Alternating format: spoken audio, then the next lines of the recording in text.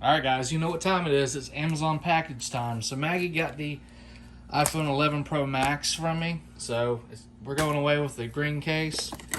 We're going back with another i-Blason case. This one is a Cosmo. I'll leave a link in the description to this product, along with a couple different ones, in case you're not into the pink. Let's see how this one looks. Alright, installation. Shows you insert coin into the bottom to split it. The one thing about the i-Blason cases I like, they're pretty much an Armorbox, just a lot cheaper. This one's pretty cool, it's see-through. Alright, so split the case, pull the styrofoam out, you have a protective layer to peel off.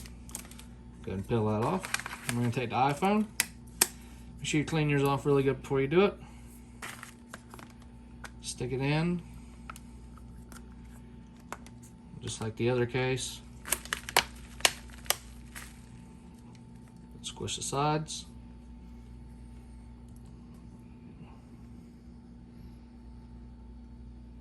And again, guys, I'll leave a link in the description to both these cases, along with some other colors that they have available.